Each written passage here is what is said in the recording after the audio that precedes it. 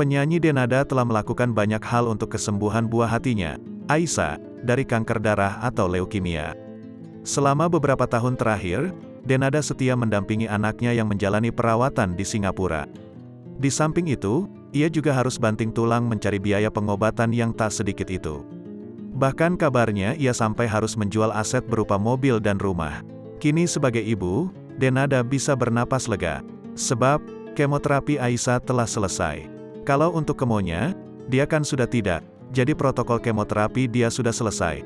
Alhamdulillah, terima kasih yang sudah mendoakan, ungkap Denada saat ditemui di kawasan Serpong, Tangerang Selatan, Rabu, tanggal 26 Januari tahun 2022. Walau kemoterapi sudah selesai, Denada menegaskan bahwa Aisyah masih dalam tahap pengawasan dokter. Pengawasan ini dilakukan untuk memantau reaksi setelah Aisyah selesai menjalani kemoterapi. Saat kemoterapi sudah selesai dan dia tidak ada lagi dilakukan kemoterapi, maka dokter harus memastikan reaksi tubuhnya dia sesuai dengan yang diharapkan oleh tim dokter, ujar Denada. Sementara itu, Denada tidak bisa memastikan check-up atau pengawasan Aisyah dilakukan hingga kapan.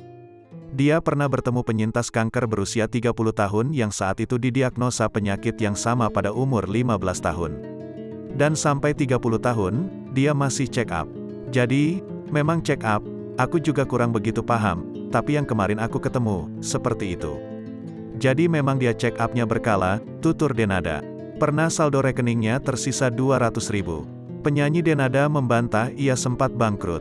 Namun, Denada membenarkan bahwa ia berkali-kali mengalami saldo di rekeningnya tersisa 200.000. Sebagai informasi, Denada pada saat itu harus tinggal di Singapura demi menemani buah hatinya, Aisyah, yang menjalankan pengobatan karena kanker darah atau leukemia. Itu benar, itu enggak cuma sekali kok. Itu berkali-kali kejadian, karena aku 2 tahun enggak kerja. Tapi, kita berada di Singapura dan kita tahu biaya hidupnya jauh di atas Indonesia, tutur Denada saat ditemui di kawasan Serpong, Tangerang Selatan, Rabu, tanggal 26 Januari tahun 2022. Pemilik nama lahir Denada Elizabeth Anggia Ayu Tambunan itu mengakui kondisi tersebut membuatnya sangat khawatir secara finansial. Oleh karena itu, Denada memutuskan untuk menjual beberapa asetnya. Menjual properti, jual mobil, jual semua yang bisa aku lakukan, ucap Denada. Pemeran film Kau dan Aku Cinta Indonesia itu merasa keputusan menjual beberapa aset adalah hal lumrah ketika kondisi terhimpit di tengah pandemi COVID-19. Kami kebetulan berada di luar negeri, kebetulan saja Aisyah ada perjalanan hidupnya, salah satunya adalah harus check up, segala macam, sehingga ada pengeluarannya, ujar Denada.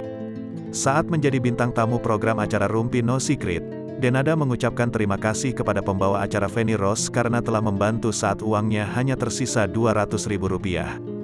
Dia, Feni Rose, yang bantuin aku.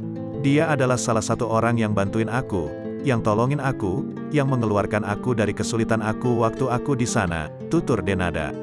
Mungkin banyak yang enggak tahu karena kita enggak ngomong sama orang, tapi dia adalah salah satu orang yang dengan ikhlas, dengan tulus mengeluarkan aku dari kesulitanku, ujar Denada lagi.